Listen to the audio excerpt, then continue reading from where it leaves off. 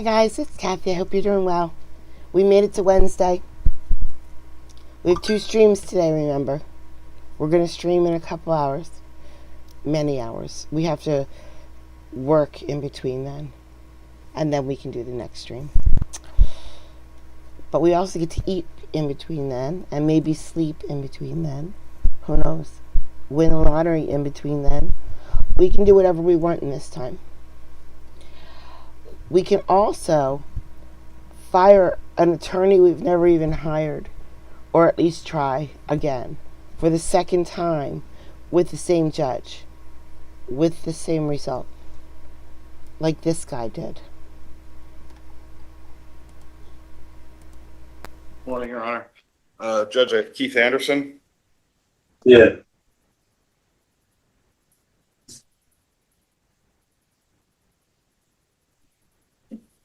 State versus Keith Anderson, 2603 F6 255. Mr. Anderson is in custody on video. Mr. Keller is in court, state by DPA Rawl.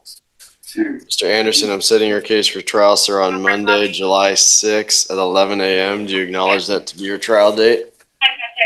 I didn't know that. I know, I'm telling you now for the first time. You say it's when? Monday, July 6th at 11 a.m. All right.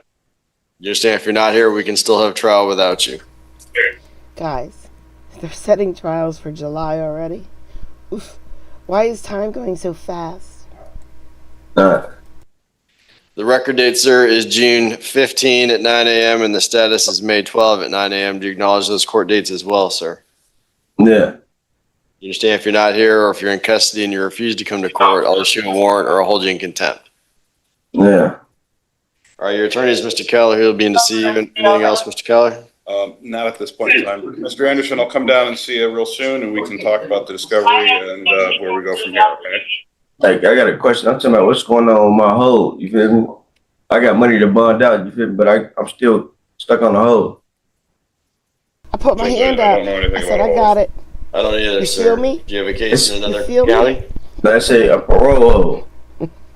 I got a Okay, well, stream if you're being held hold. on parole, that's You feel me? between you and the parole board, sir. But if I'm in custody, after the 15 days, I've been here more than 15 days. They're supposed to uplift that, you feel me? I got money to bond out, you feel me? And y'all just study holding me, you feel me? Elkhart County, y'all want me and none of that. My people reached out to them and everything. I'm on probation. Your parole is out of Elkhart County? No, my parole is South Bend County, St. Joseph County. What's the case out of, though? Huh? Where was the conviction? Was it Elkhart County or was it St. Joe County? Judge, St. Joe. it's a 20D04 case that he's got a parole hold on, Judge. So 2304 case? 20D04, so 20. That's Elkhart County, sir. So all I got to do was reach out to Elkhart County where they want me in their custody, then I can bond out. You feel Well, I don't me? know about that. You'll have to go in front of Judge Bellin in Superior Court 4 in Elkhart County to discuss that, okay? All right, that's not. Thank Who you. told you that? Thank you, sir. And Judge, if we could ask the jail if Mr. Anderson could be taken out, because I understand he has. Who told you that? I go to the TSA, the airport's like once a week, just, to get the TSA to search me. A conflict with Mr. Perkins, so once he's out, if they could bring Mr. Perkins. He's leaving right now, so. Okay, super. All right. Do you have them both? And because I don't believe Mr. Perkins is in right now because Mr. Anderson is in. So I will step back. All right. Ms. Beachkowski.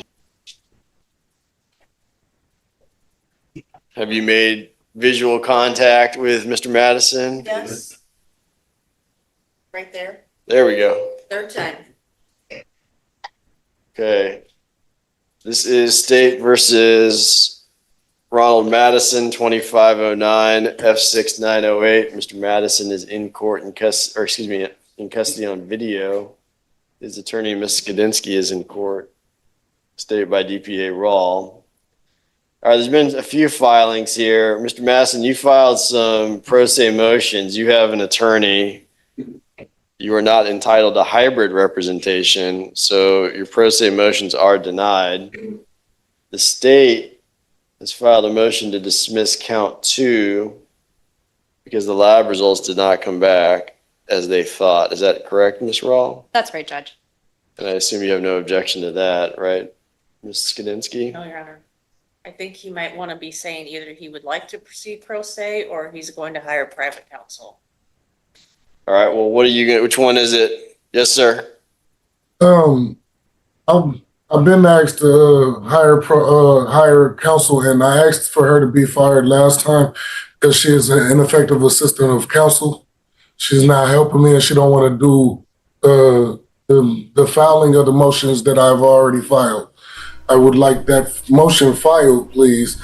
You didn't even ask if the judge feels you yet. You don't know how it's going. You have to ask. Ask. Judge, you feel me? Because Let me cut you off. Are you hiring an attorney, Mr. Madison? I'm incarcerated. I don't know what I'm gonna be able to hire.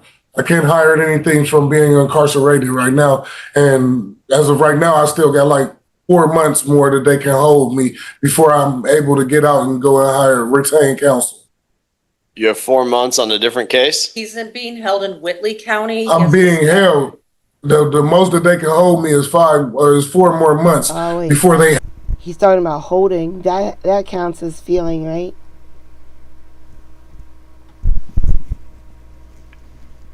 Spit it out. Spit it out, sir. Oh, hold on. They have no choice but to let me go. Okay. I'm not being held on anything. Whitley County is only holding me because I have this case that I'm facing right here. And if I was not to have this case, I would not have the problem with Whitley County with them holding me. Well, so here's how it works, Mr. Madison. So have you been held in the Whitley County jail this whole time? Since September, yes. All right. The court does not appoint a particular attorney. It appoints the public defender's office. They assign, hold on, I let you speak. It's my turn. They assign the deputy who's going to handle your case. And in this case, it's Ms. Skadinsky. Now, if you've been over. Oh, sugar. Are we supposed to take turns when we're talking? Is that a thing? Oof. Oh, I'm doing it wrong.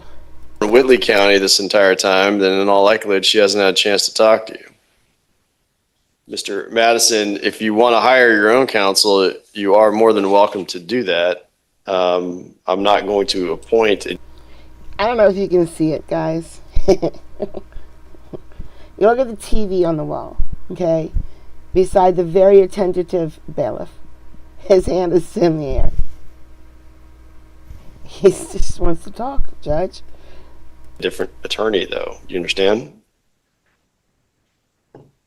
All right, I see your hand. Am I able to speak? You can speak. Am I able to speak? Okay. Last time I was in court, I responded this to you. If you asked or go back to your video of the court the last time we had court, I responded and told you that me and Ms. Kadinsky were off to a bad understanding, and she felt like I should just take a plea that I feel like I should not have to take. Okay, Instead of doing as a public defender and defending, or a lawyer and lawyering, she told me that she will not do what I asked her to do pertaining to filing this motion. That's why I filed the motion, and that's why I asked you last time if I could have her no longer on my case, because she doesn't have my best interest in hand. Well, I'm sure I told you last time, because this is what I tell everybody that says they don't like their attorney, is that I don't appoint a specific attorney, Mr. Madison. So while I don't question that's what you told me, I'm confident this is what I told you, because I tell everybody this. I don't appoint a specific attorney. So, Mr. Madison, Ms. Skadinsky is the one who's appointed to represent you. Right now, your case, well, I haven't set it for trial yet, or I did, but I think I vacated it because you were in Whitley County. No, you vacated it because I was going to go to try and get a lawyer, because I thought Whitley County was going to be able to release me. However, well, you're not being held on my case because you posted bond, right? Yeah. No, I'm not. So, which is another thing I was going to say. I need to go back to Whitley County because I got quartered there on like the 15th of April. Well, you will, because you're not technically being held on this case. We brought you over. I understand that, sir. I just wanted to know if my pro se motion could please be entered, because I'm going to have to basically fight fight this case for myself if I don't basically have a representation for it. I've asked her to. If you want to represent yourself, that is your right, but we're not going to do that today. That's a much longer hearing, Mr. Madison. So I'm going to have to reset this. So, I mean, if it's either that or you just postpone it for 4 or 5 months so I can just get Willie out of my hair. well, I mean, I can give you a trial date, and if you want, I can give it. I'm not quite that far out. I mean, what I would do is give you a trial date right now. That would be in. I believe that it wouldn't even go to trial. I believe that if I had a motion to suppress evidence filed and pertaining to the evidence at hand, there was no reason behind the initial stop or anything, and Well, Mr. Madison, I'm not going to hear any. Would be abolished. I'm not going to hear any legal arguments right now. What I'm going to tell you is this. I'm willing to put it on the trial calendar. I'm not quite 4 months out, but what we do is we give it a trial date so that we have it on the trial calendar. If you need more time, we can discuss it then. So in your case, Mr. Madison, I am setting this for trial on Monday, July 6th at 11 a.m. Do you acknowledge that to be your trial date, sir? Yeah. Is Terry Ham here? Terry Barnes, I saw you. Is Terry with an I here yet? Okay, guys, this is what we're gonna do. We're gonna start a rumor that sweet, innocent Terry just got drunk last night on her birthday with her sisters, and that's why she's not here yet. Yep, drunk. Sweet, innocent Terry was drunk. And you understand, if you're not here, we can still have trial without you. Yes. Now, if you're in Whitley County, we'll get a transport order. Don't worry, okay? But I just need you to acknowledge that. Now, I'm going to set a record date, sir, for when's your next hearing in Whitley County? April 14th. April 15th. April 15? April Yes. 14, but that's okay. Do you have an attorney over there? Yeah, but I tried to fire her too, and unfortunately, it seems like it's a hard thing to do to fire these attorneys. I tried to fire her too. All right, well, here's what we'll do. I'm going to set you for hearing on May 11. Okay. So if you're still in custody in Whitley County, we'll transport you over. If you're not in custody, you need to come to court here on Monday, May 11 at 9 a.m. Terry with an I. Terry with a Y is always drunk. He's fine. Do you acknowledge that to be your next court date, Mr. Madison? Yes, sir. And you understand, if you're not here, if you were at liberty and you're not here, then I'm going to revoke that bond you posted. Understood? Yes, sir. Now, if you're in custody, Mr. Whitley, again, we'll transport you over. So this will give you time to find out what's going on in Whitley County. You can make some phone calls to see if you can hire an attorney. We'll revisit this issue on May 11, okay? Yes, sir. I'm going to tell you this. I'm not acknowledging or I'm denying your pro se motions. If you want to represent yourself, you can think about that. We'll have further conversation on Monday, May 11, okay? Yes, sir. All right. Delay under criminal forward to defendant. Anything else, Ms. Skidinski? No, Your Honor. Anything else, Ms. Rawl? No, Judge, thank you. All right, so Mr. Somebody's Madison, you drunk will go is back to another Whitley person County. Sober. And then, like I said, if you're still in custody, sir, we'll transport you over. All right? Is there any way I can go back to Whitley County today? That's between the sheriffs, okay? All right. All right. Yeah. Thank you, Ms. Skidinski. Terry, how dare you get drunk? How dare you? I'm telling you, you're a priest. I am. Honestly, how much wine did you give her yesterday, priest? Terry, I hope you had a good birthday. Can you go ahead and Oh, I need to put a clip on. Ms.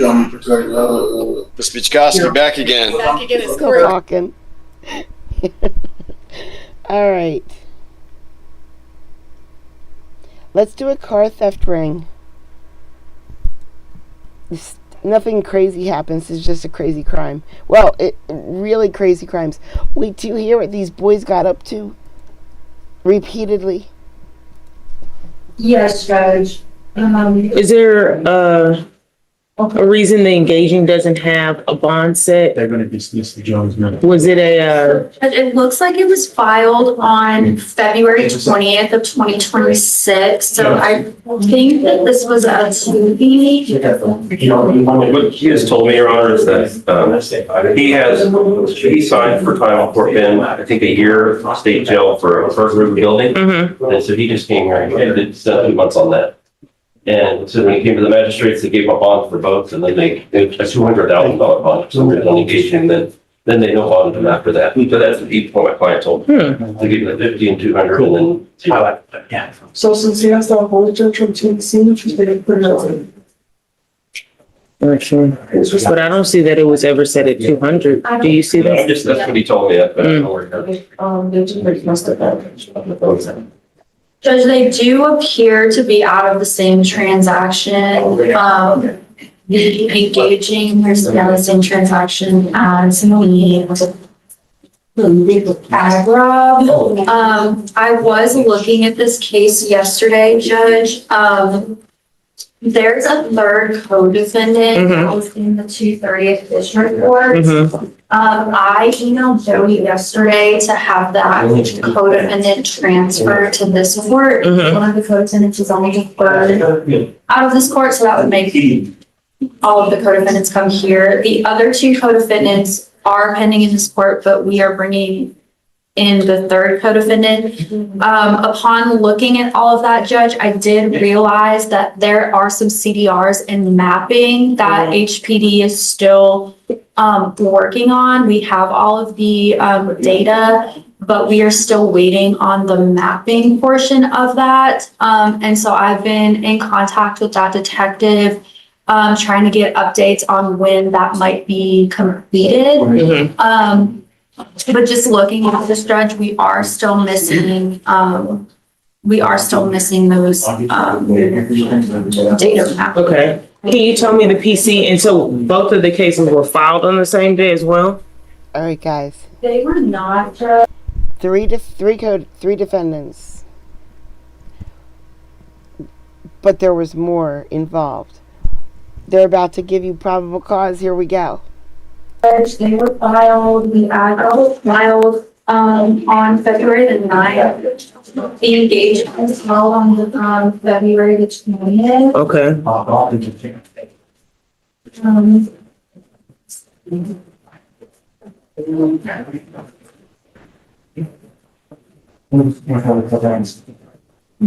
So I'll give you. I just can't believe you're here, Michael. Because yesterday you were giving blood. Okay, maybe not voluntarily. Maybe not for fun reasons like, charity, but you were still giving blood. And I told you to give it 100%. And you obviously did not give it 100%. Maybe you can try again today.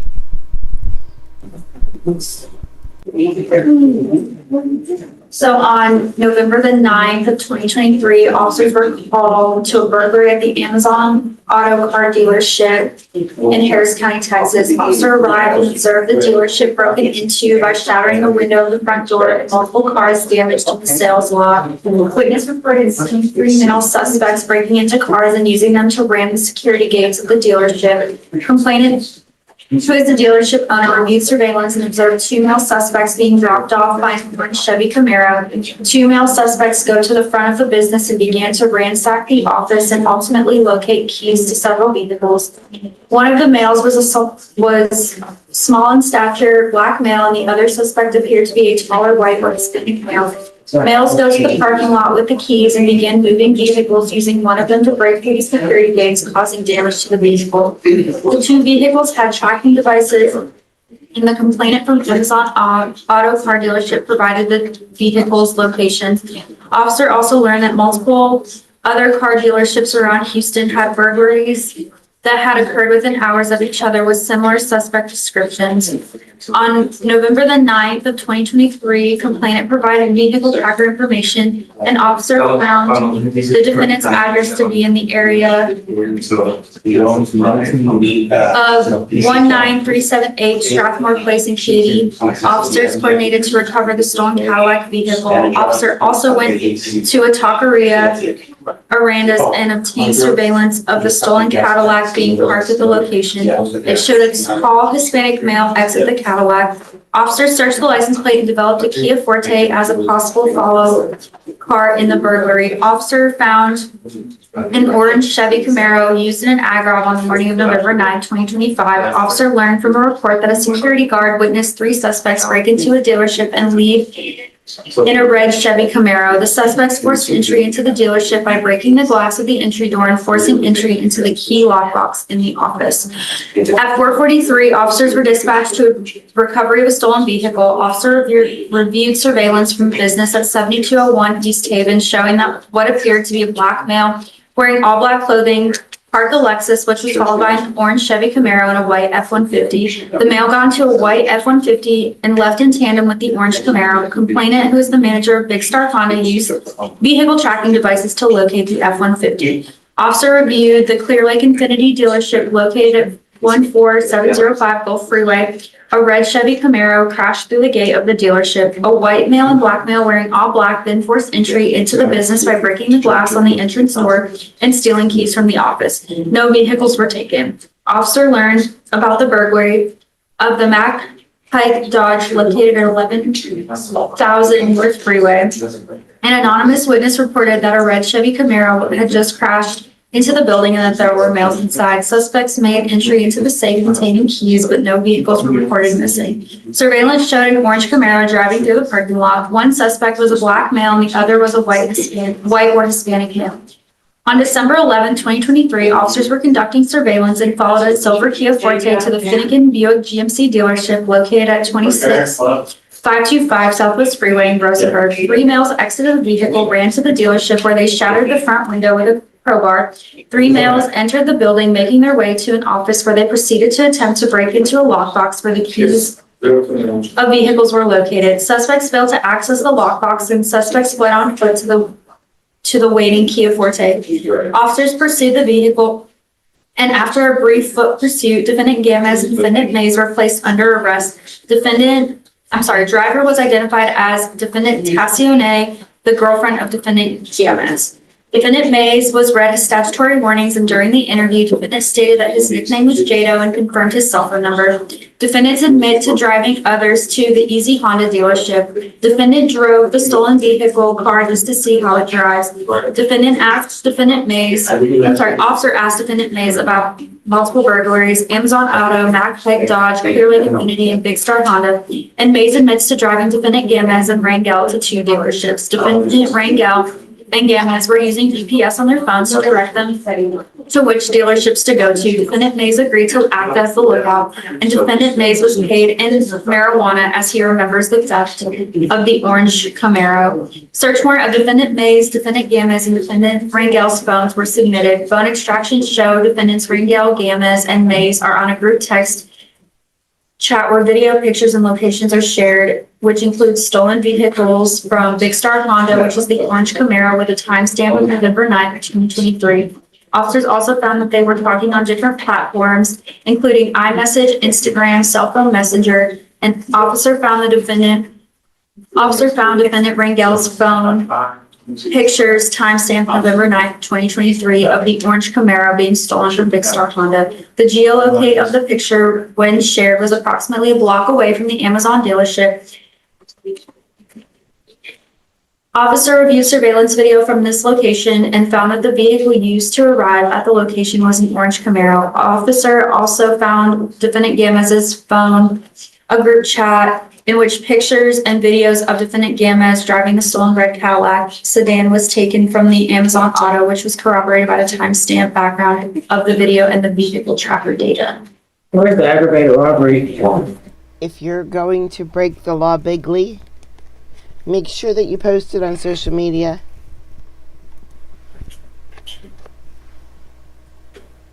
So the aggravated robbery judge, this occurs on November 9th. Officer dispatched to 6526 South Gessner. And met with several complainants at the location regarding an ag robbery and several BMV cases.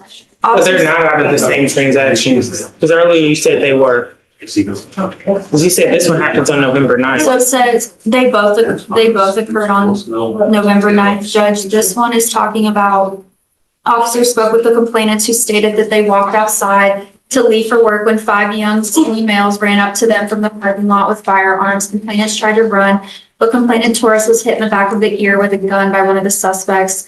Suspects told him to shut up and give them what they had. Suspects took complainant's wallet and $1,500 in cash.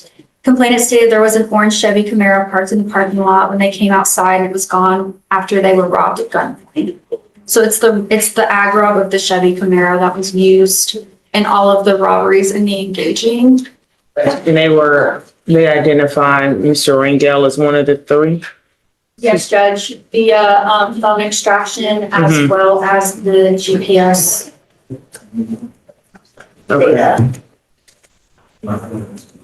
Do you have the names of the co-defendants? I do, Judge.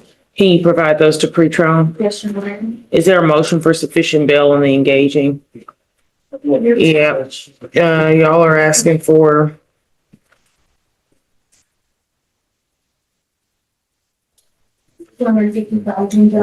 So is Harris County, all of the burglary of those car dealerships were in Harris County? Because I heard you say somewhere in Fort Bend.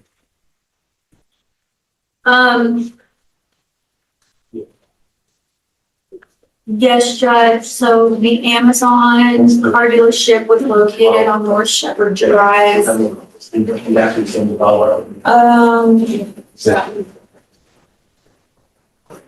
The Clear Lake Infinity dealership was located at 14705 Gulf Freeway.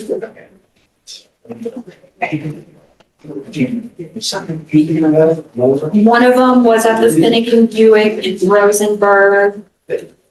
Okay. But I believe that may have been the only one. So I'll reach out to the detective and see if they have anything, if they've picked up any charges.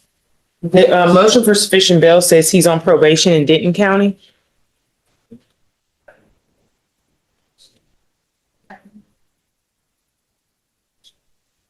And he failed to appear in Fort Bend County for that burglary case.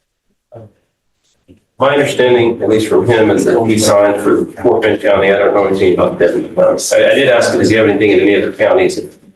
He's got mine in something he told me. I'm just looking at what the motion says.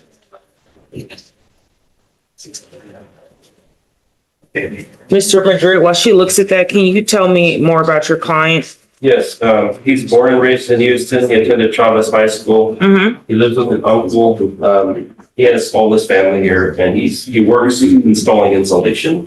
That's what he does for a living. So his ties are in Harris County, not Denton or Fort Bend? So I see that he was placed on probation, a 5-year probation for the state jail felony offensive burglary of a building out of Denton County in December of 2024. And he told me that his ties are in Houston. He went to school growing up in Houston, and he's still in Houston. I also see a 10-year probation out of Denton County for third-degree felony offense of theft of property, also placed in December of 2024. So he has a hold from Fort Bend, or he has a hold from TDCJ? So he didn't finish his state jail time? No, Or both. that's 2 months. Could be both, Judge. What amount were you asking the court to consider? 50,000, the same as the aggravated robbery. Judge, I also will say that he currently is pending out of Fort Bend for burglary of a building. Is this a different case than the one he's already pled to? Looks like he absconded, Judge. This was the offense date.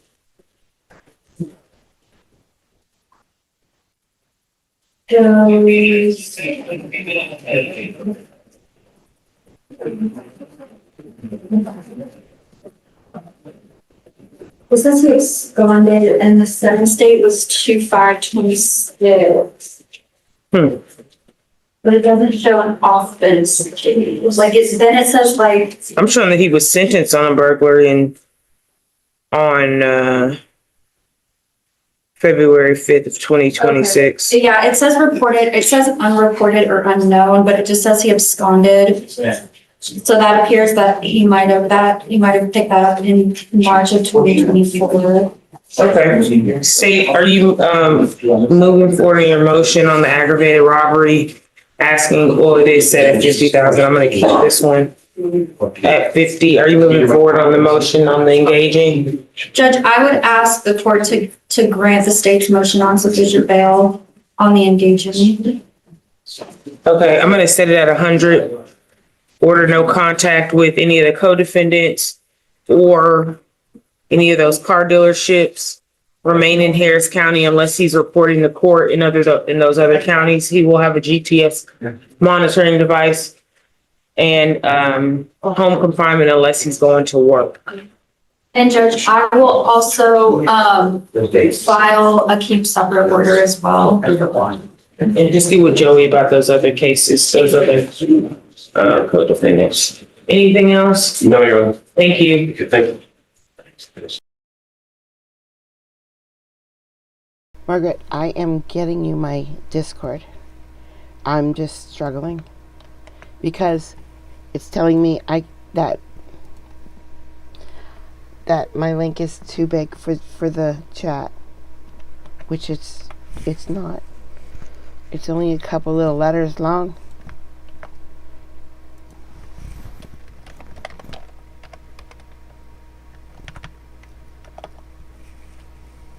Can't see a thing. Let me put another case on real quick.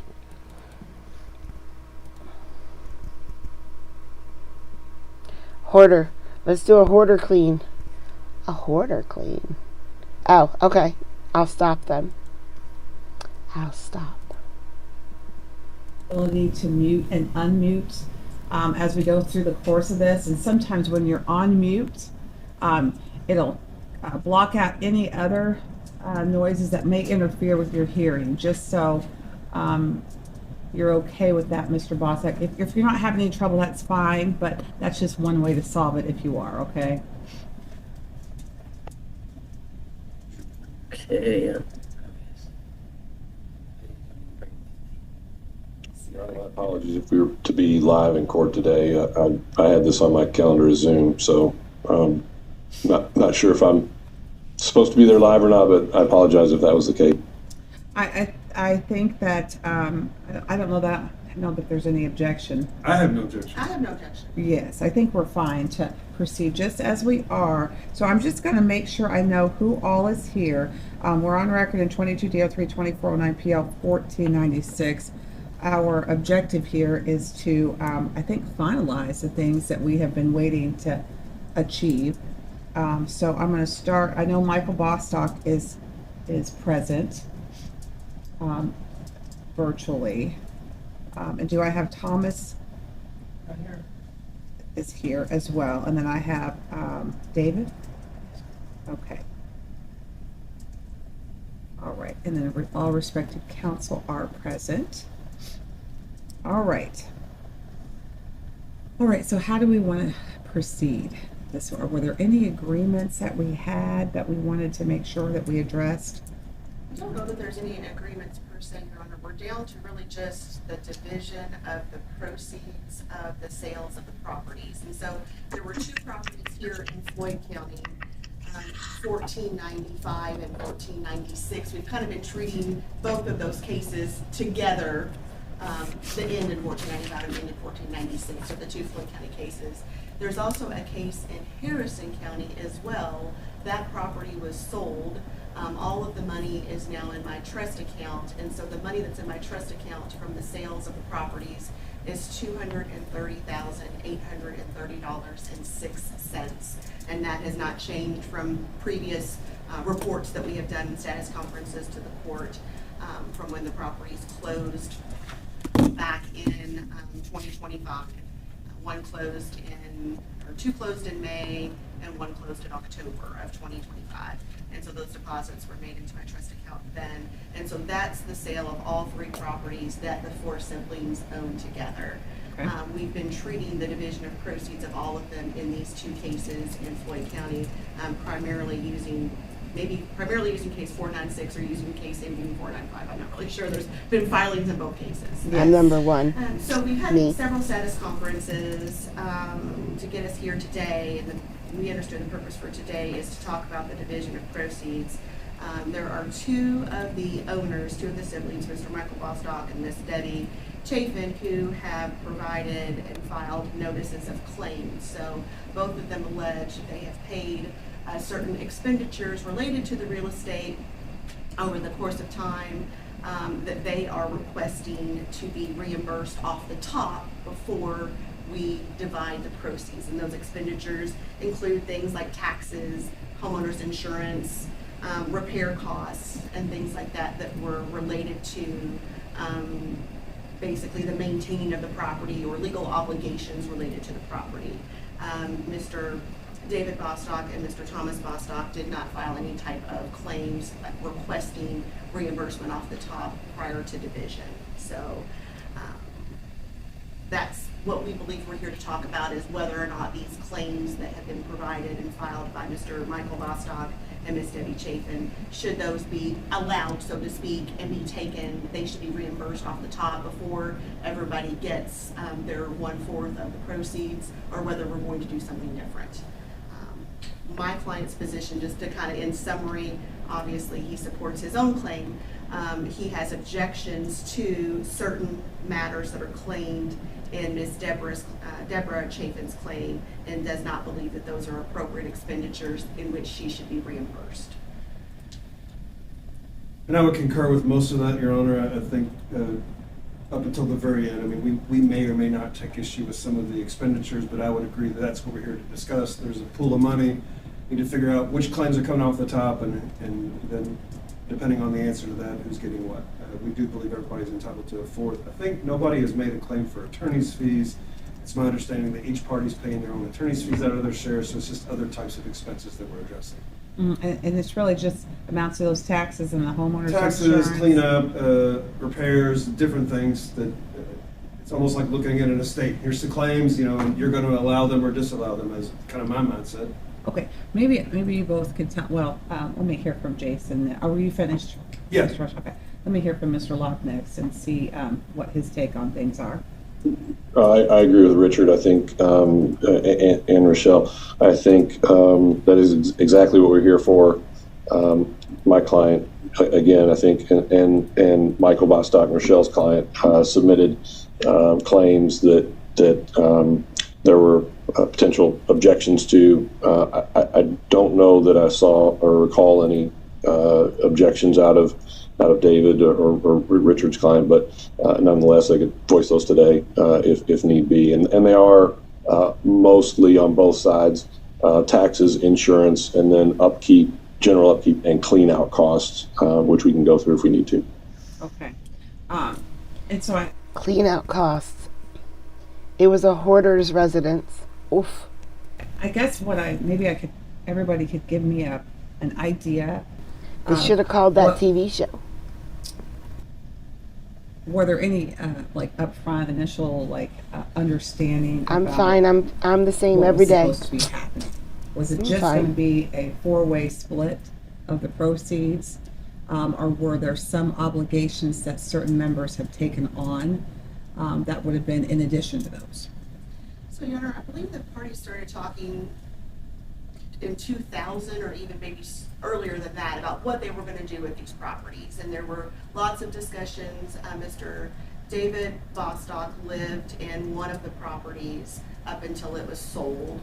So I think there were some discussions whether or not he could buy out the others, or there were some offsets. I think there were discussions over the years about Deborah Chafin's purchasing a couple of the New Albany properties, the Charter Street properties, or one of the Charter Street properties for her family. She was storing some items in there. She changed the locks and kind of started using those properties, or one of those properties, as her own, so to speak, or for her family. I think there were a lot of informal discussions. I've got stacks of emails if the court wants to look through those about that. But at the end of the day, Mr. Michael Bostock paid the real estate taxes for the majorities of the property, except for 2 years of taxes on two of the New Albany properties, or the Charter Street property, I should say, of which Deborah Chapin paid for. He paid for the homeowner's insurance.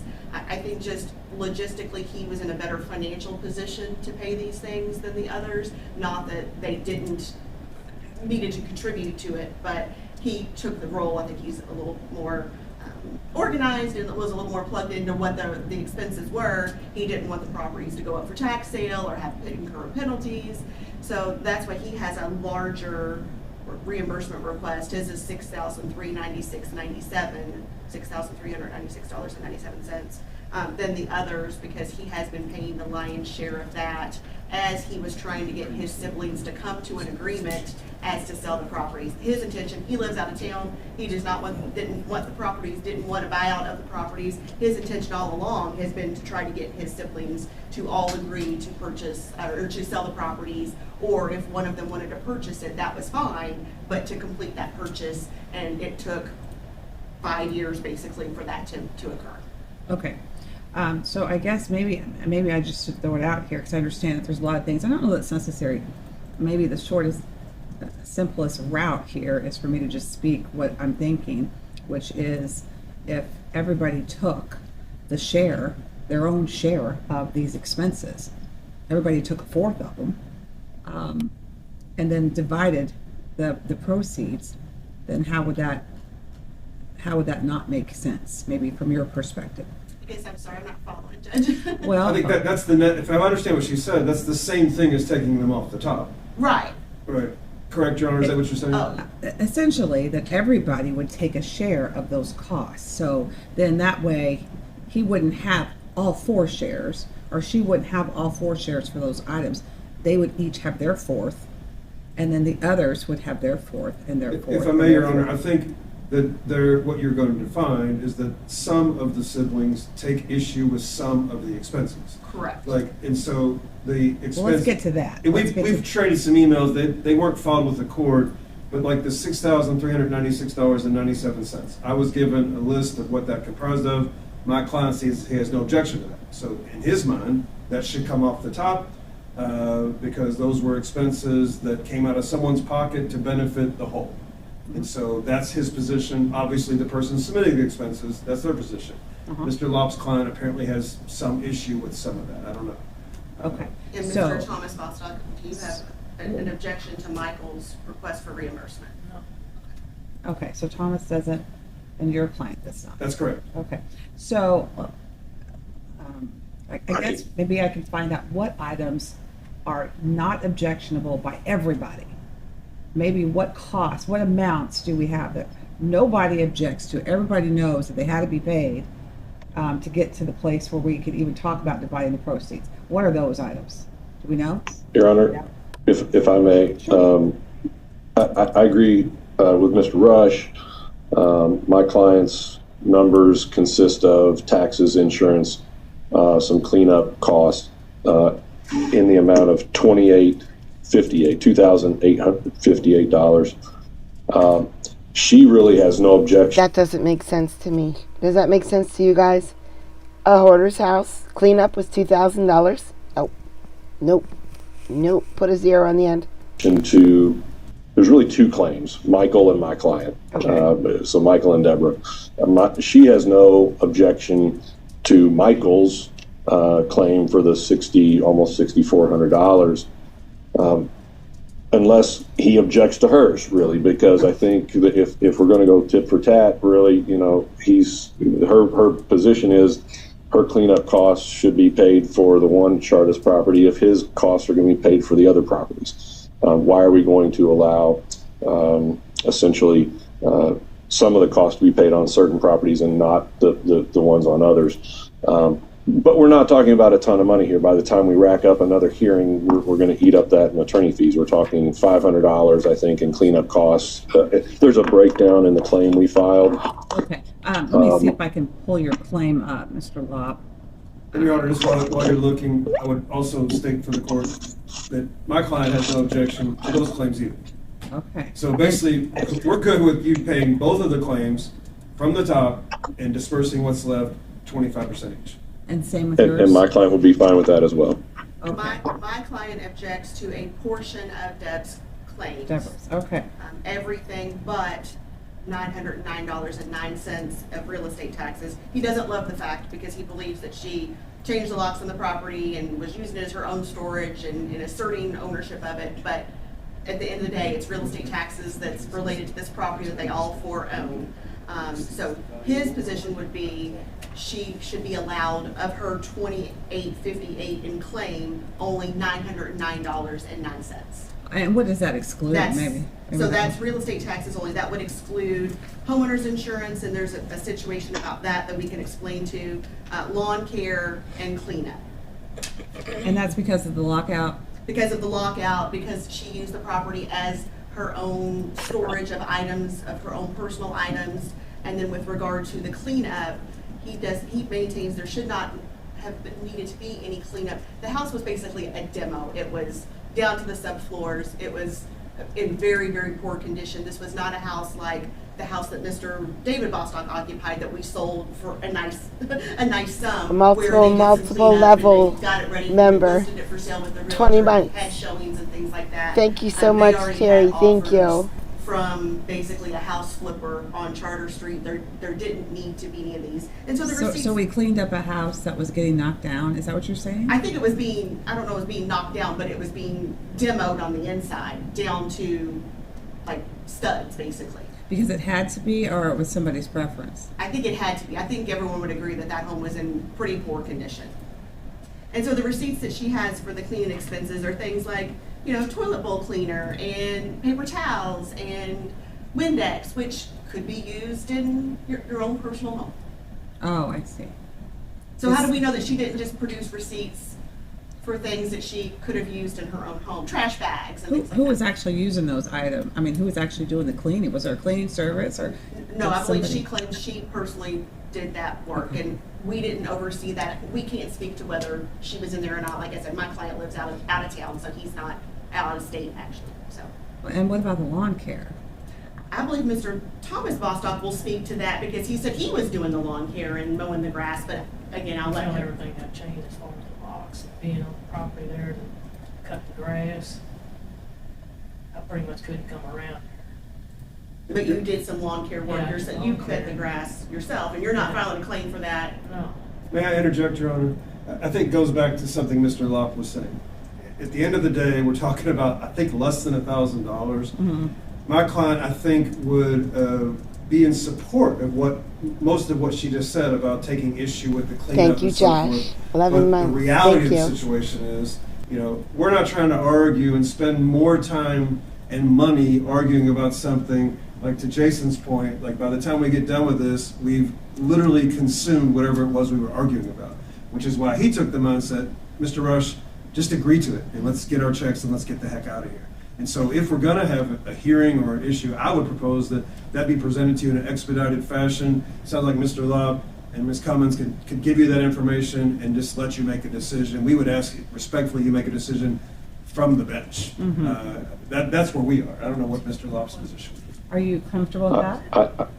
I don't disagree at all. We've submitted in the claim backup, a breakdown of what, and that's where Ms. Cummins is getting that information is in the claim we filed. It has a breakdown of what my client claims she spent the money on. She claims she used all of it on the house, including cutting the lawn. Some of these things date back to 22 and 23, so they're not even recent expenditures. Because this has been pending. These houses have been around a while, obviously.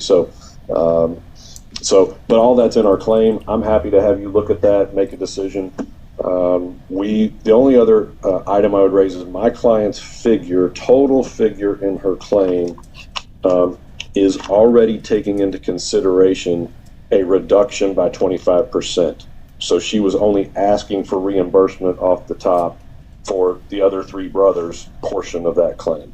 I do not know if Michael Bostock's $6,396 is 100% of his expenditures, or only 75% he's making a request for reimbursement for. So I just want to, I think that clarification would be necessary. Yes, it's 100%. That was the total, which is why under our scenario, we would take that off the top. So everybody's taking a fourth of that $6,396. Don't you remember? Don't you remember? There's no dumping. No dumping. We've been through this 2 streams ago. 97. And so your client, Mr. Locke, is 25% higher of the claim than what you presented? Is that what you're saying? That would be correct. So she's already absorbed her quarter. Okay. All right, well, why don't- We treated it like an estate, like Mr. Rush indicated, sort of that this is the amount we would want to be reimbursed off the top. And so that was already, yes, deducting a 25% for her share.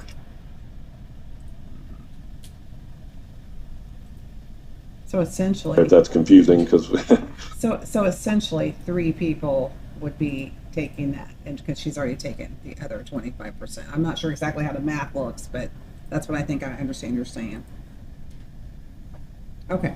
I can look at the claims. I mean, if you want to give me any information about the details of the objections and things, we can do it expedited. We can just kind of build from where we've already started. I think we've already kind of gone in that direction anyway without saying that.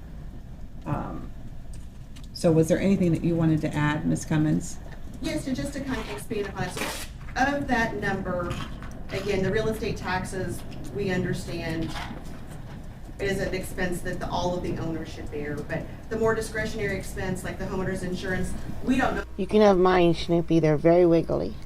what that covered. We don't know if that covered the contents of the home, because again, Ms. Chifa was using the home as storage for her own personal property or personal property that she was receiving from the family. She had changed the locks, discussing her daughter's purchasing the home or receiving the home. Also, it was, when looking at some of the documentation with the homeowner's insurance, it did not appear to indicate that it was going to be a vacant property. So there was a concern that she took out this insurance policy. If something did happen, it might not have gotten paid on because it reflected that it was being an owner occupied property and not a vacant property, when truly nobody was living there. There was items in the home, but nobody was living there. And then it was taken out and continued to be in their deceased parent's name and not in their name. So again, would the policy have even been paid out because it didn't have the correct owner of the policy? I think she tried to keep paying under the deceased mother's name for the policy. So that was $866.25 that we don't believe that should have been allowed, because that was improperly handled and would not have benefited or paid out if a claim would have been made. Lawn care was $525. I don't believe that she paid a lawn care service. I think she was either doing it on her own or claimed that she had paid someone else to do that, a family member or something like that. When, again, Mr. Thomas Bostock can talk about this. Can Monica's husband come with? But we believed he was cutting the grass and doing kind of the lawn expenses for that. And then finally, the cleanup was $558.46 of her claim. And as indicated, Sorry, what was the number again? One more time. sorry, yes, I'm sorry, $558.46. Thank you. $558.46. That there was not even water or electricity to this property, so we don't really know. This is the kind of condition the property was in. It sold for like one property sold for $28,000 or $28,451, and the other sold for $38,000. So we're talking about very low valued properties in very, very poor condition. Why did there need to be any type of cleanup done to these properties with no electricity, with no water? And I get that there's receipts. There are receipts, and I'm not going to take that away. There are receipts for things like toilet bowl cleaners and bleach and mops and dish liquid and vinegar and Comet cleanser. We don't know how the properties could have possibly been even cleaned with no water. And these are all household items that could be used in someone else's house. So did Ms. Chapin just produce a bunch of receipts for her own cleaning supplies? Or how can she prove that those were actually done to the property? And we have no evidence that that improved the property or was necessary to maintain the property. I think they would have gotten the same sales price for those properties given in their distressed condition had she not spent $558.46 on cleaning supplies for the property. And that was just all the supplies. That wasn't actually paying a person to do the work, Correct. right? I These just were want to make sure. receipts from local stores where she purchased Okay. items. But I would like Mr. Thomas Bostock to be able to speak a little bit more on his position on the lawn care and the clean out, because I think he lives locally, he observes some things himself, and may have some things to add. Okay. I mean, I'll give everybody a chance to clarify anything that you've said. But if we do it expedited, I'd like to Sure. keep it as close to expedited as possible. Understood, Your Honor. Okay, I'll swear you in if you'll raise your right hand, please. Go ahead, raise your right hand, too. You said. Both of you, all three of you. Mr. Bostock, if you can do the same, please. Thank you. Do you solemnly swear or affirm under penalties for perjury that the testimony you're about to present will be the truth, the whole truth, and nothing but the truth, so help you God? Yes, Your Honor. Thank you. Okay, go ahead. I was cutting the grass at that property on Pamela Drive. I also paid one guy when I couldn't do it to come there and cut both properties. I paid him $50 for both properties to do it. 'Cause I was working long days. There was times where I couldn't get there to do it. But I still came and did it. And then there was no reason for her to even go in there and try to clean that place out. I mean, it was a total wreck. I mean, Hoarders had been in there, there was stuff that was thrown everywhere, and she should know that the city is not gonna pick up tons of trash bags sitting outside for trash. Cause I offered to clear that house out a long time ago to get dumpsters, but she turned it down. She didn't want me to do it. I was gonna clean it out. It would've took me maybe 3-4 days to clean that whole house out, and it would've been done, but she didn't wanna do it. She wanted to go in there and take everything, keep everything for herself. Because there wasn't nothing in there really worth saving. I mean, the roof inside was caved in, the roof was leaking, the floors were falling through. Like I said, there wasn't any electricity there, no running water, nothing. Because I stopped in there every once in a while when I had a key to get in to check the place out when I was cutting the grass. And I was in there first time when somebody broke in, because I came in and noticed that the door had been kicked in and the dresser drawers had been pulled out, stuff had been scattered everywhere, and there was police reports filed on that. That was when my mother was still alive, because she was with me when we went in there. But like I said, there was no reason to spend all that money for cleaning supplies to go in and clean a house that's not worth cleaning. I mean, it's not gonna raise the price of the sale for the house. The house was pretty much total loss inside. There was no getting any extra money. I think that's what she thought. She was going to get more money out of the sale, and she went in and cleaned it up, and somebody came in and looked to see how clean the house was. Anything else, Ms. Cummins? No, Your Honor. Okay, thank you. Did you have any questions? Very brief, not of him, Your Honor, but of my client. Okay, thank Mr. you. Bostock, you acknowledge you're under oath? Talking to you. Okay, you have to answer out loud. Yes, Okay, and everything you just heard said about that house, you agree with, do you not? I do, yes. And do you agree that the cleaning supplies and all that was a complete and colossal waste of time? No, You don't agree, or you do agree? they were needed. The house was a hoarder's house. You couldn't walk through the house. Garbage was this high. And you heard what was said, that basically somebody bought it, gutted it, and rehabbed it, right? It wasn't like someone went in and painted it and moved in, correct? Well, nobody could even walk in the door. Okay, so do you think that it was kind of ridiculous to think that we're in there cleaning toilet bowls and wiping out sinks? She did that after we emptied that place up. We took those garbage cans on wheels and just filled them every Tuesday for them to come pick up. Was there anything that your brother just said that you take issue with or disagree with? The lawn care, I paid 1 year, my sister paid 1 year, we just rotated back and Okay, and that was the Buddy Johnson fellow? forth. Yes. Okay. So again, before we got here today, what you told me was, Richard, just agree with both claims. I lived out of Pamela Drive. I said, Hey, okay, I'm listen out to my here to sell question, it. David.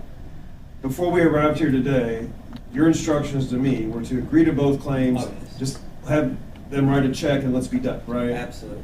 But now that we're here, and you're spending money to be here, you do object to a portion of your sister's claims, is that correct? No, no, You're still at, the judge, as far as you're concerned, is paying both? pay them both. Okay, that's all the questions I have for you. Thank you, Mr. Rush. Mr. Law? Well, Your Honor, I think you just heard that he paid for some of the lawn care and his sister paid for some of the. I don't know how I feel because with no running water, she really didn't use any Comet, Dawn, any cleaning supplies because there was no water. Maybe trash bags.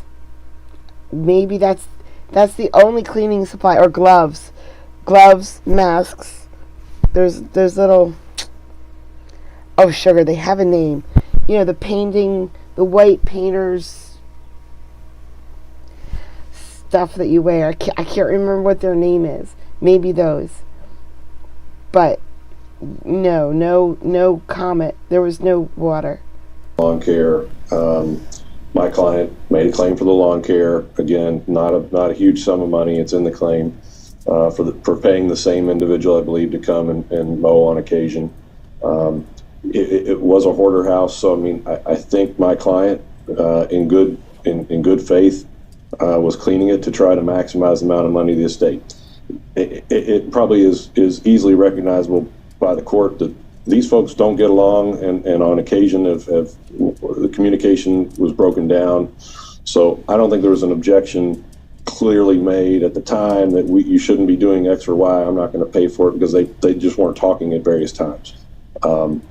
Now, that said, my client, again, asked for her claim to be paid off the top, has no objection to Michael's claim being paid off the top, and for all the proceeds to be split 4 ways after that.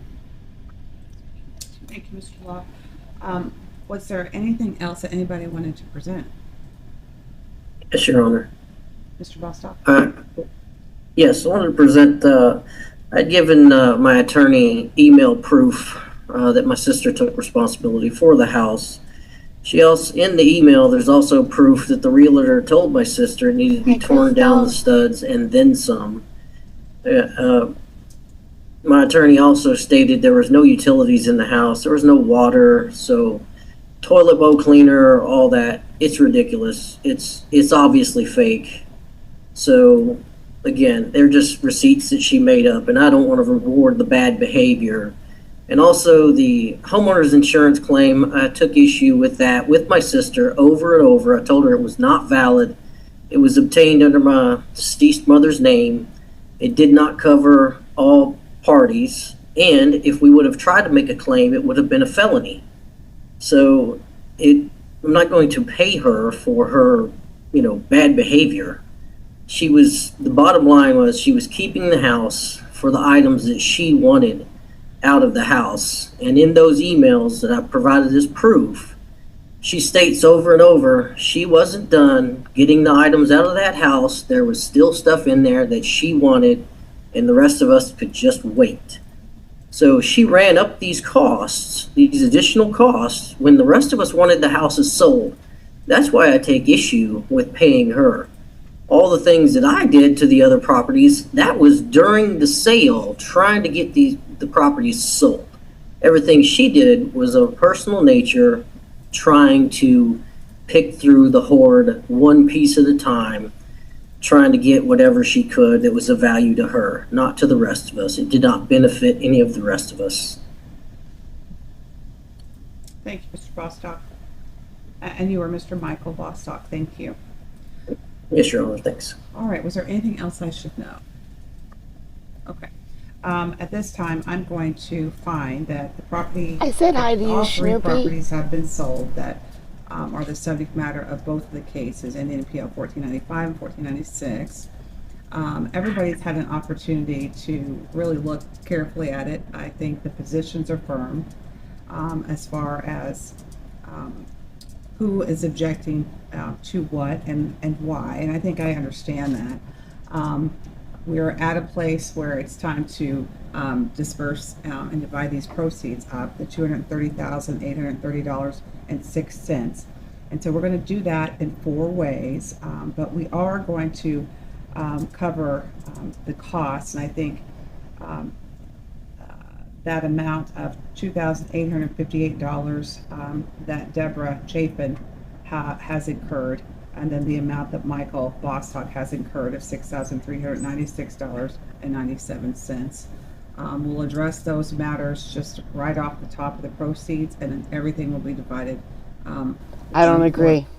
I don't think she should get the money at all. I think her $2,000 she needs to eat. Each. Okay, so that's going to be the order. Who would like to prepare the orders to reflect that? Your Honor, I'm happy to do so because if you recall, my client is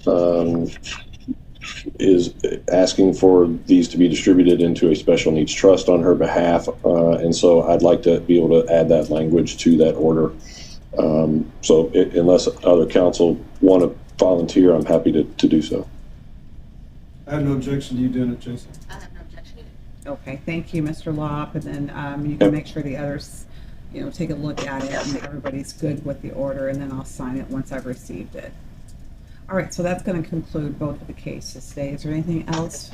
Okay, but if we find her eBay account right now, she's selling toilet bowl cleaner for cheap, guys, because she just got it for free.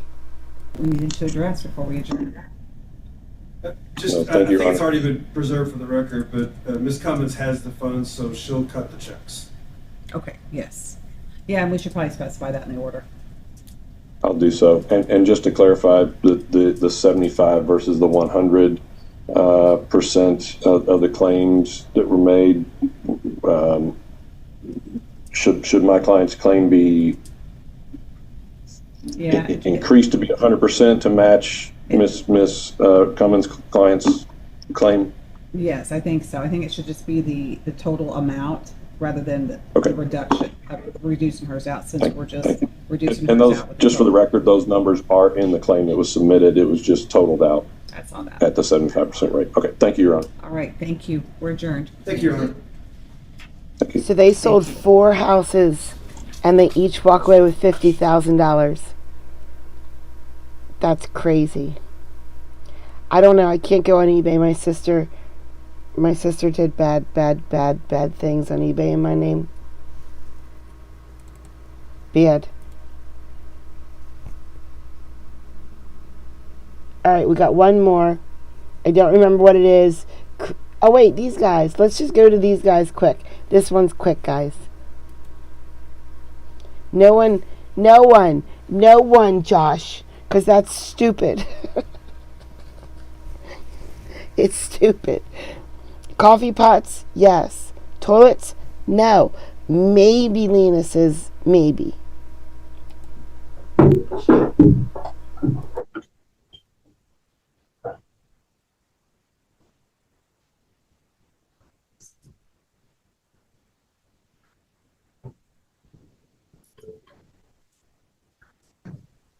Whatever day you're having, All you're right, good not morning, one of these folks. I'm three. Judge Riggins today for Robert Petro's initial hearing for Lloyd and Malachi. Apparently, you have failed to appear, so we'll talk There you go. See?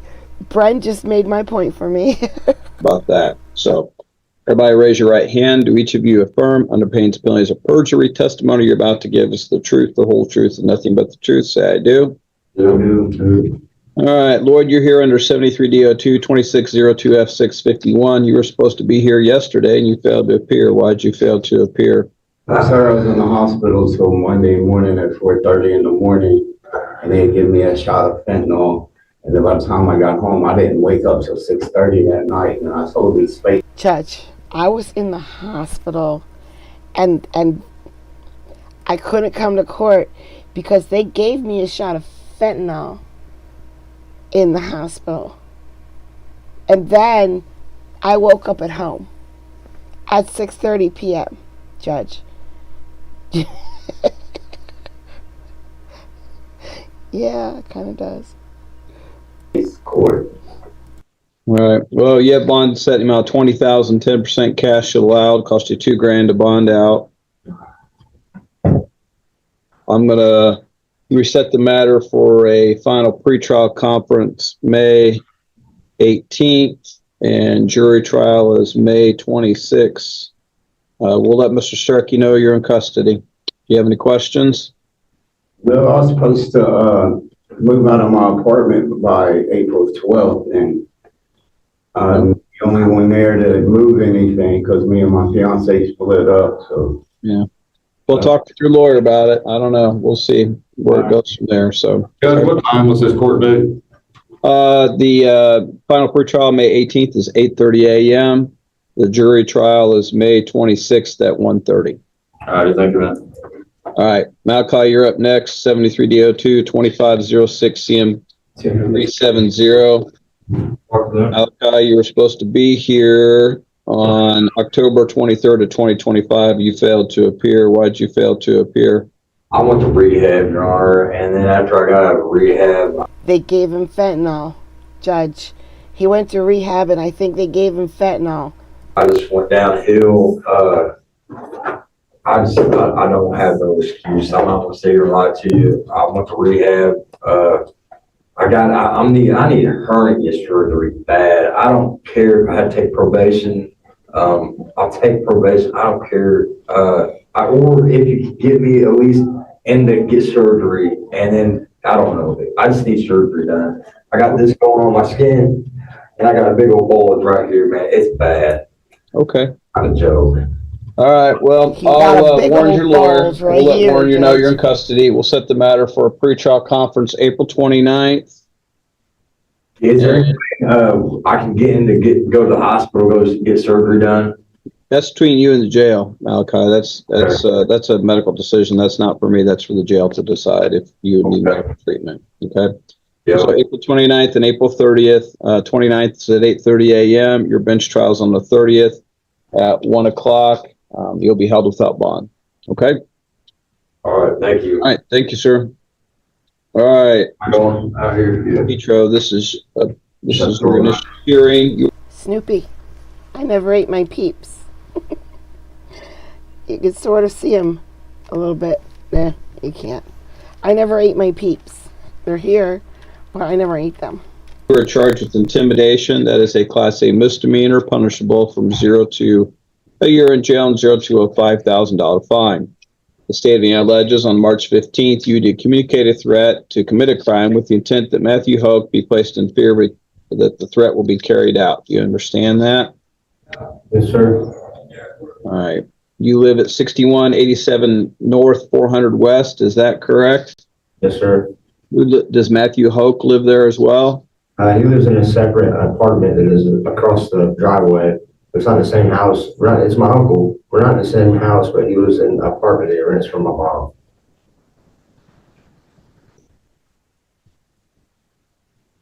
I'm familiar with that area. I'm trying to think of how, so.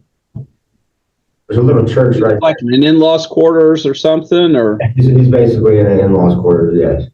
It said that there's a shop, there's a large pole barn, there's a shop and an apartment, both, and he lives out in the shop, in the apartment that's in the shop. All right.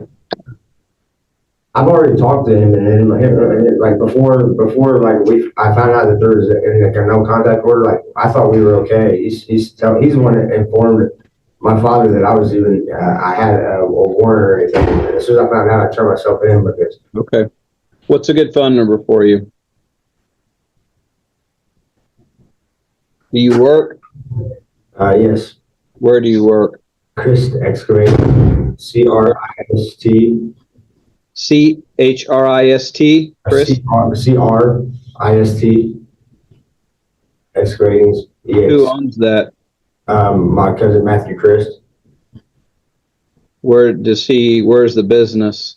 Franklin. How long have you been there? A little over a year and a half. Okay. Are you on probation? I honestly cannot take care of another soul. Snoopy, I cannot. I don't even want to pet rock. I can't. Oh, I got chocolate. I have Ghirardelli. I think. Yeah. And they're the peppermint bark ones. Oh. Your parole now? Yes, sir. Looks like had a theft case in 2024 out of Bartholomew County. You're not on probation for that? No, I didn't even receive a sentence for that. They just wanted me to sign they just wanted to charge me for some reason, I guess, but I didn't even receive a punishment for that. Like, I still don't understand why I got charged with it, but no, I'm not on probation or anything for that. That was really a bogus charge anyhow. I can't even believe that they stuck me with that. Prior to that, I hadn't been in trouble since 2020, you know, like I've really been minding my own P's and Q's and doing well. All right, state requesting I'm going to grant a no contact order. You have no contact with Matthew Hoke in person by telephone or letter through a third party or any other way, directly or indirectly, except in return of record release in custody pending trial. This includes not limited to acts of harassment, stalking, intimidation, threats, and physical force of any kind. If you would violate this order, it'd be both a state and federal offense. Do you understand that? Yes, sir. All right, you have the right to hire an attorney. If you cannot afford a lawyer, I can appoint one for you. All you have to do is ask. You can ask today or any day of the week that we're open. You don't need to wait for your next formal court date to come back and request a lawyer. But don't delay. There's important deadlines you could miss if you don't hire a lawyer within the proper period of time. Those deadlines can be as soon as 10 days from today on misdemeanor cases and 20 days from today on felony cases. In addition, you have the right for an early public trial here in the county where the offense occurred. You have a right to trial to the bench or to the jury. Because this is a misdemeanor, it's a bench trial. It's a trial to me, to the court. If you would rather, you could have a jury instead, but you must demand that jury in writing at least 10 days before your first bench trial setting. If you don't do that, you will lose the right to a jury trial in a misdemeanor case. You understand these things? Yes, sir. All right. You have the right to an early public trial here in the county where the offense occurred. You have a right to confront and cross-examine witnesses against you and to subpoena witnesses to testify on your behalf. You have the right to be presumed innocent, to remain silent, and to have the state prove your guilt beyond And Bren just proved that you're right, Josh. a reasonable doubt. You have the right to appeal any conviction entered against you as well as any sentence imposed upon you. Do you understand these things? Yes, sir. All right. The bond to $6,000, 10% cash allowed, costs you $600 to bond out. Are you going to hire an attorney to represent you in this matter? Yes. Yes? Okay. I'm going to set for status of counsel hearing. Be back in my court unless you've hired a lawyer on April 13th, April 1-3 at 8:30 a.m. If you've hired a lawyer by then, you don't need to be here. Your bench trial will be April 30th, April 30 at 1 o'clock. You have any questions? Do I have to sit the 24 hours still before I'm bonded out? Yeah, if that's what the jail said, that's a statute. That's not, that has nothing to do with me. So yeah, you do, bud. So. Okay. All right. You can go ahead and post the bond though. So as soon as that time lapses, then you can be out. Okay. Okay. All right. Thank you. Robert, thank you. Thank you, Judge. Yep. Thank you. Anyway. All right, one more clip. I don't remember what it is. Credit, debit. So it's civil. It's not criminal. So I didn't see anything else necessarily today. Just a motion to, vacate. Yes, sir. What you said, yes. Yeah, motion to vacate judgment and terminate release of garnishment. Okay, just so we're clear on what we're doing this morning. Mr. Dowdy, they're your motions. You can go ahead with your argument. Okay, good morning, Your Honor. My name is Cornell Tobias Dowdy, the defendant. I respectfully move to vacate this garnishment. The garnishment is based on a judgment from November 2003 under Indiana Code 34-11-2-12. A judgment is presumed satisfied after 20 years unless property is properly revived. I confirmed with the clerk's office that no revival or renewal was ever filed. Therefore, the garnishment issued in July of 2025 is improper and enforceable. Additionally, I dispute the underlying debt as not belonging to me. I respectfully request that the garnishment be vacated immediately and that all funds taken be returned. I I showed up to court on July 21st. I had spoke with Indiana Receivables prior to that, June 6th of 2025. My wages were basically, my office gave me a letter saying that I was going to be garnished by a card from Discover or from Indiana Receivables. So I called them to tell them I had no knowledge of this debt. It's not me. From that conversation we had, I explained to them that, I live in Georgia and I don't recall this being me. I don't know what more to tell you guys. And then I asked them, do you need anything else from me? They said no. They'll be in touch with me. So the next time I was able to get in touch with them was at court. It was July 21st. I showed up at a little after 8 o'clock, and I met with Mr. Richards, the plaintiff, in the court lobby. Mr. Richards, I think, is the attorney. Am I wrong? He met with the other guy's attorney.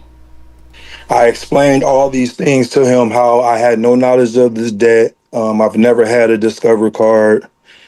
And I explained my home was burglarized around 2002, and a lot of things was taken, and my identity was compromised. And I was just like, maybe somebody had used my name and did that, but it wasn't me. The only way I knew somebody was using my name because of a lot of driving infractions that I had on my name when I wasn't there, and I ended up like going to court and having those resolved in order to get my license back. I did file a police report when all this stuff had happened, so I had went and got all that information prior to coming to the courtroom on July 21st. I spoke with him in the lobby.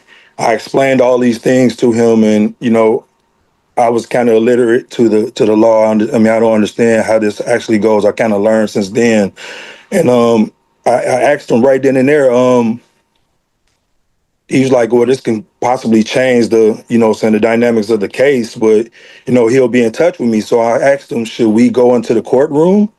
And he told me, no, we don't need to go into the courtroom right now. He'll get with me at 1 o'clock that afternoon. So I'm like, okay. I just flew in from Georgia to go to court.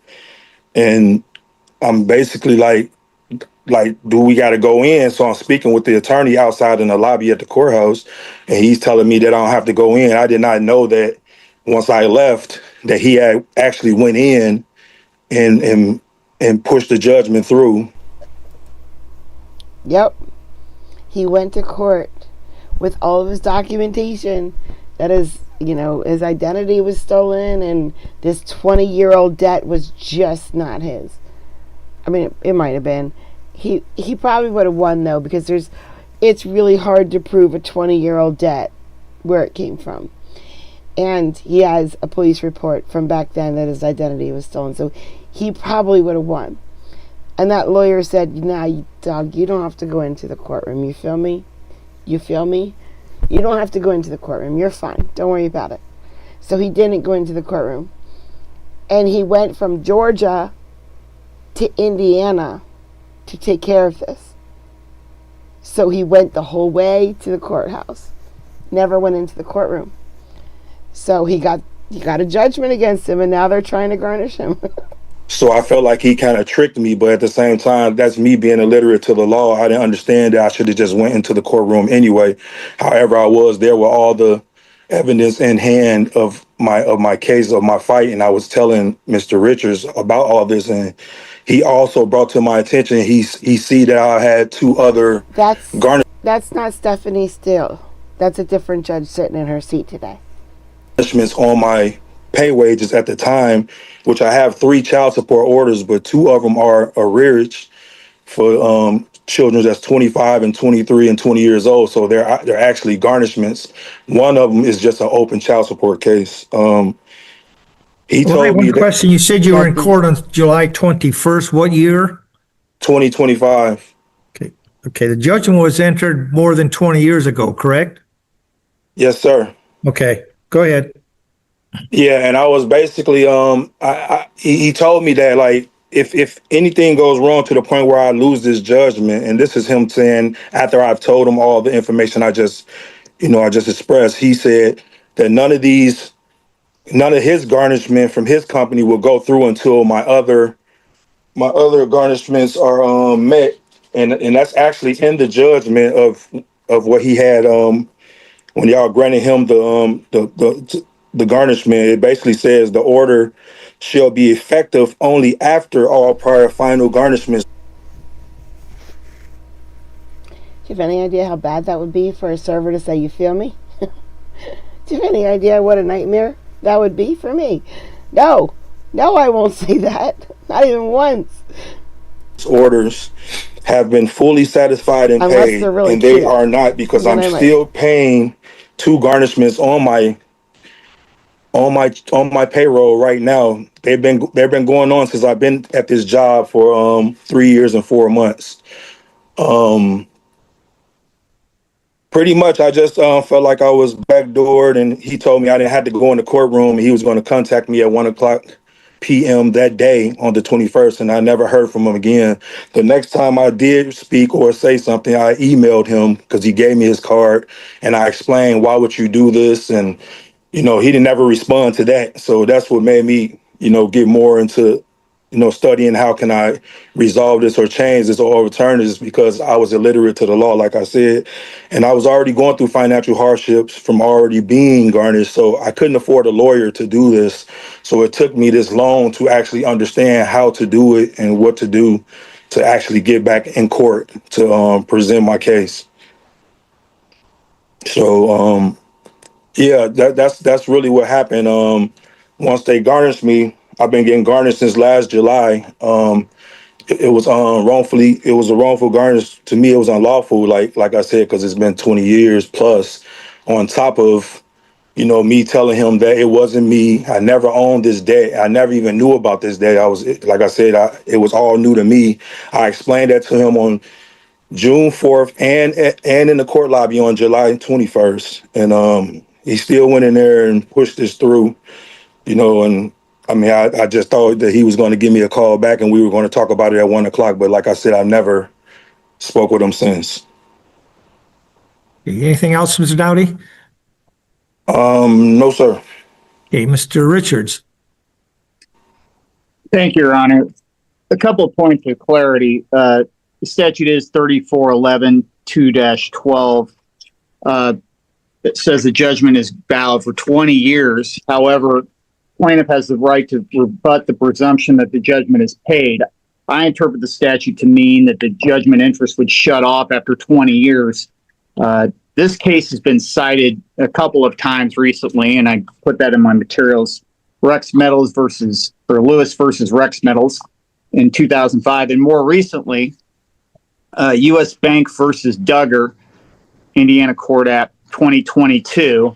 And in both those cases, it said that the judgment, like it says in the statute, it's 20 years. However, you can rebut the presumption whether the judgment is paid or not.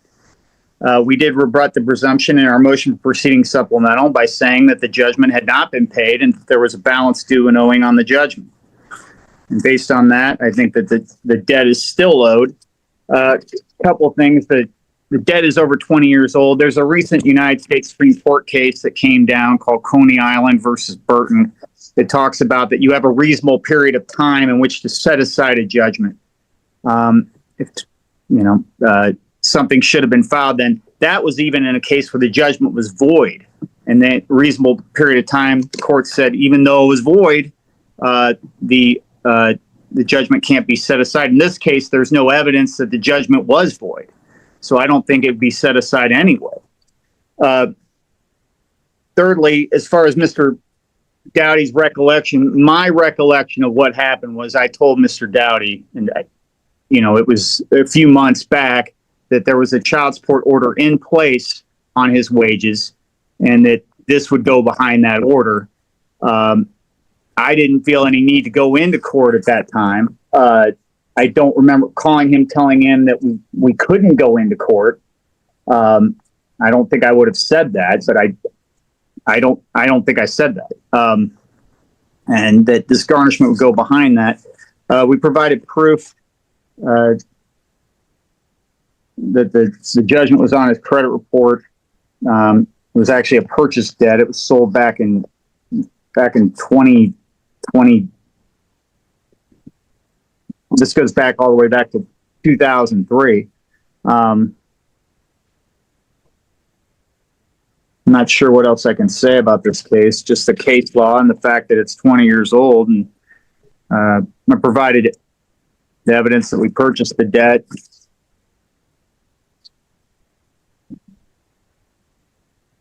I would say this, Your Honor, that, interest did run on this debt for a long period of time.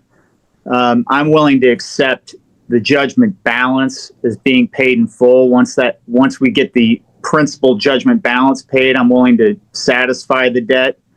But because I can understand his, it's been out there for 20 years and it's been piling up interest. Right now, we show the balance is $11,641.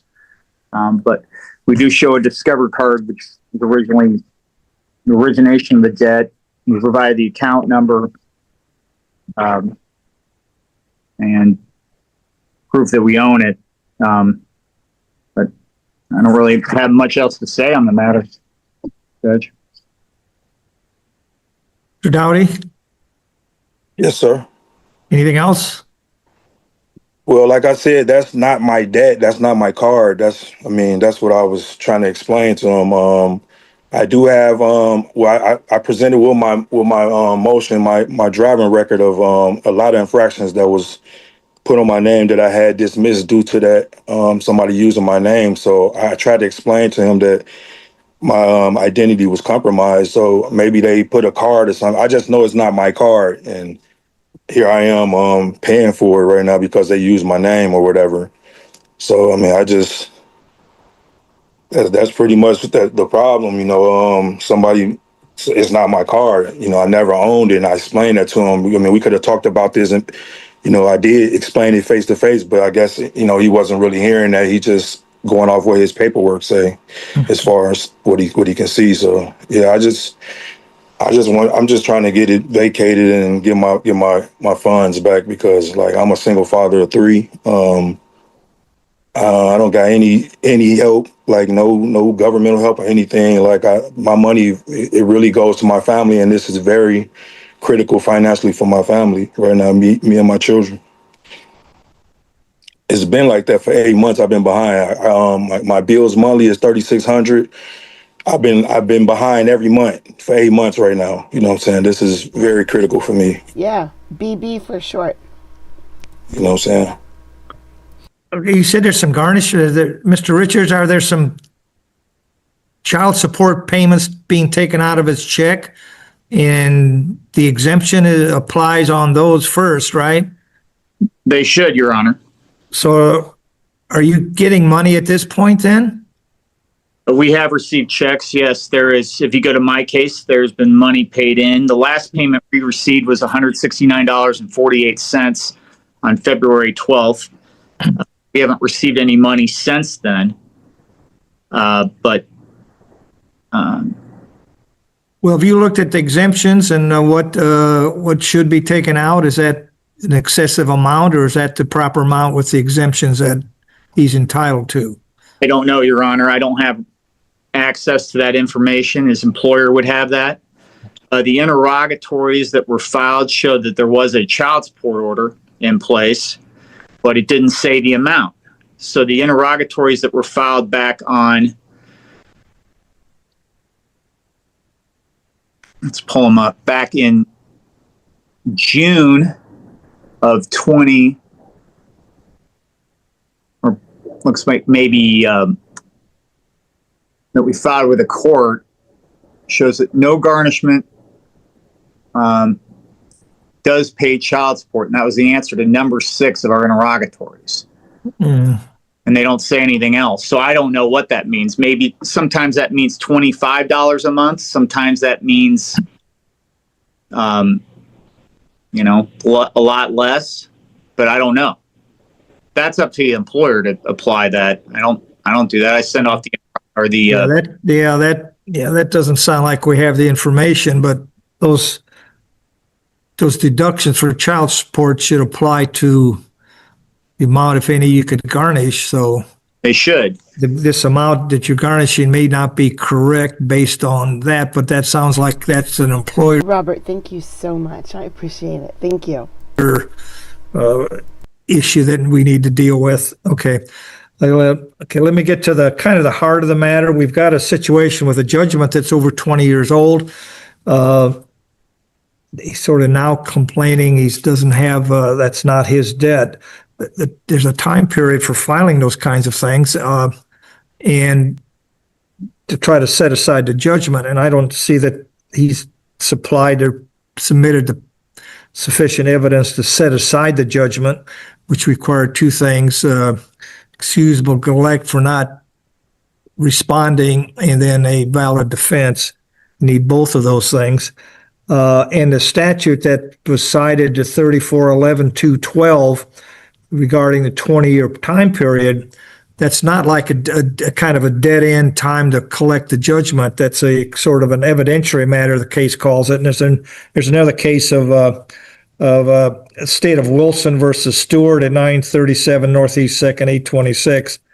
That creates a rebuttable presumption in regard to the payment.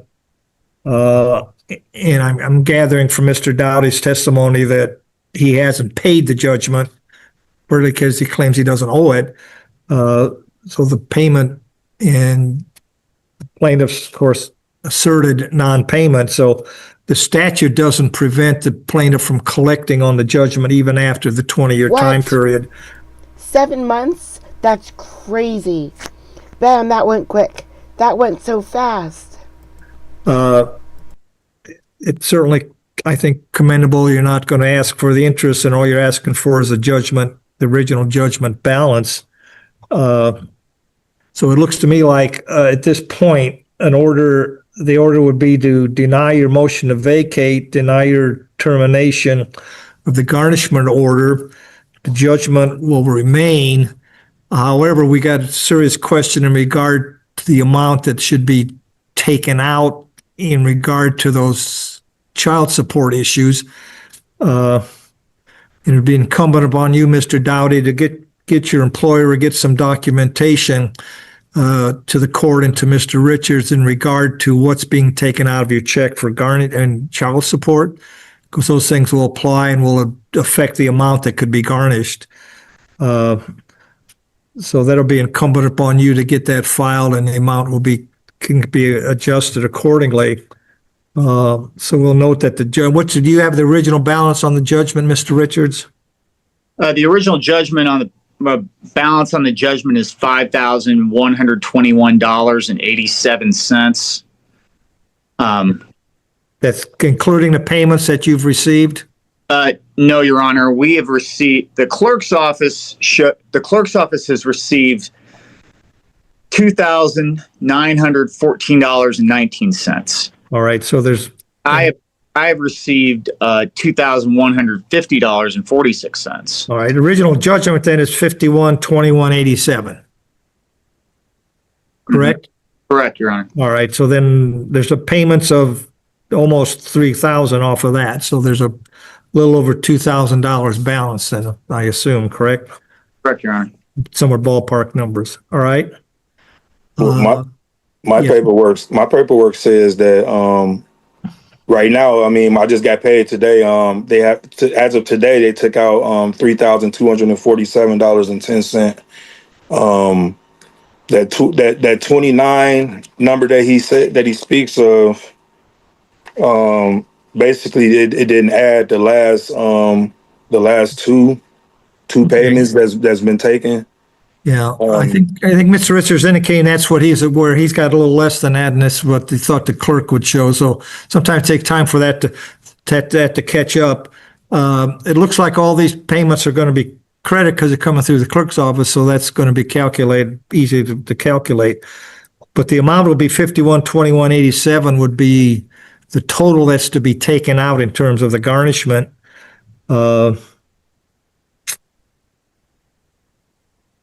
Fortunately for you, they're willing to they're not going to charge you the 8% per year, which would be about $400 a year. 8%. Yeah. It's a good chunk of money. So, but we need to get the amount that's taken out to be correct in terms of the exemptions that would apply and related to the child support orders. So, Mr. Dowd, it's going to be incumbent upon you, and the court's going to tell you you need to get your employer and get the information in regard to any other garnishments or any other deductions like that you have coming out of your check for which you get credit for, okay? It's not going to affect the total amount that you're going to pay in the long run, but it's going to give you a little more cash maybe in every pay period. It just stretches it out. You're entitled to those under the law, so, okay? Yeah, Your Honor, can I ask you a question? Sure. All right, you said I didn't respond fast enough as far as like the 20 years, because like the first time I've heard of this debt is June 4th of 2025. That was the first time I heard of it.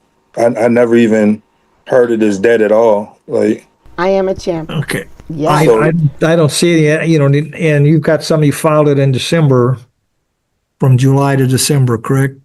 Yeah, I found that, because I couldn't afford no lawyer. I had to figure out how to do, what could I do, like, and it took me a while to understand what to try to do, because like I said, I'm illiterate to the law. I've never been through nothing like this. So that's what took me so long to even file the motion.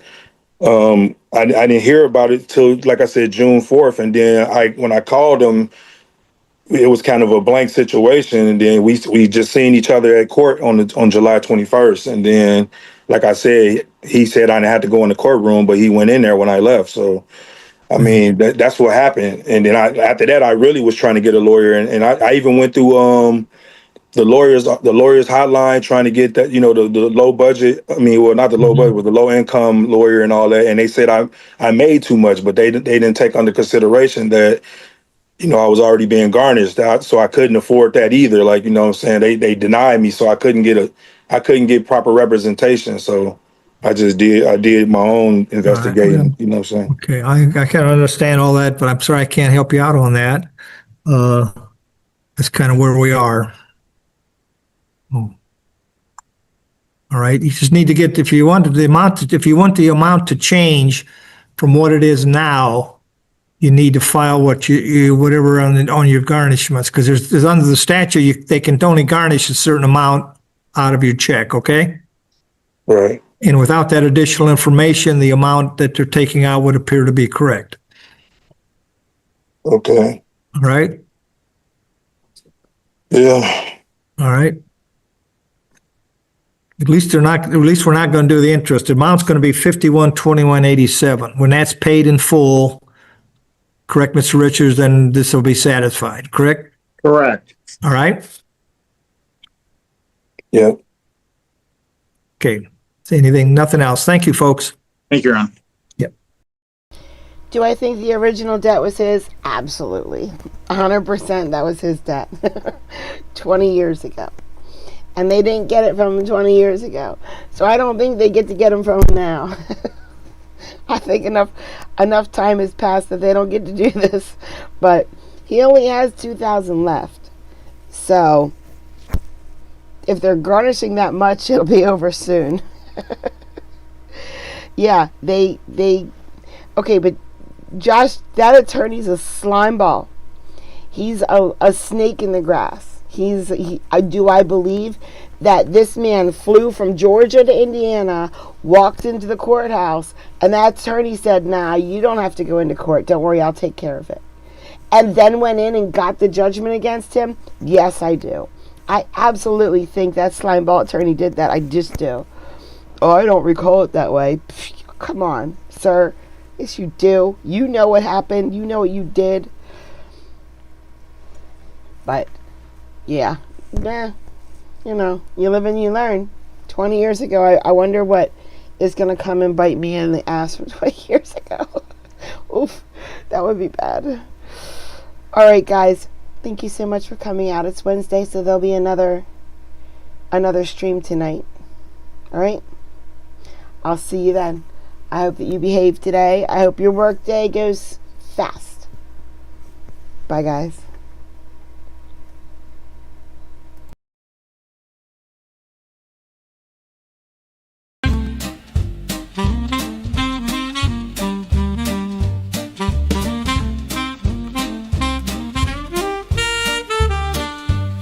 Well, I thought I'd write a happy song. I found a chat room where I belong. You don't know how much it means to me. With such a groove, I'm less lonely. Oh, Kathy's the creator, she's leading the way. At Court Vibes, we laugh and we stay. Her smile shines bright, she's got that grace. Come join the fun, it's a welcoming place. I can count on distraction from my pain, 'cause this creator takes you there and back again. Kathy is the heart here, always in stride. Her work is hard, but her joy she can't hide. Oh, Kathy's the creator, she's leading the way. At Court Vibes, we laugh and we stay. Her style is classy, she's always top shelf. Don't take my word, come and see for yourself. Her cases are new with a twist or two. I really like them, I believe you will too. A little lifeline passed along in rhyme. Why don't you join us? It's a guaranteed good time.